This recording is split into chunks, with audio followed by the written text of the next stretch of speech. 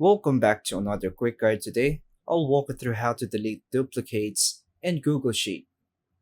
Here are the easy steps to delete duplicates and Google Sheets on Windows.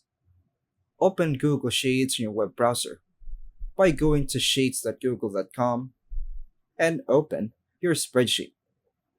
Sign into your Google account. Make sure you're logged in to access your file. Now, open the spreadsheet with duplicates. Click the file you want to clean up. Choose the data range. Click and drag to highlight the cells that may contain duplicates. Click Data in the top menu. This opens data-related options. Choose Data Cleanup. A drop-down menu will appear. Click Remove Duplicates. The Remove Duplicates window will open.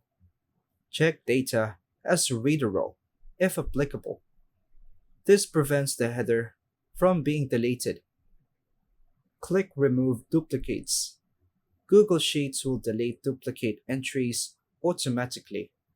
View the confirmation message. Sheets will show how many duplicates were removed, and now hit OK. Review your clean data.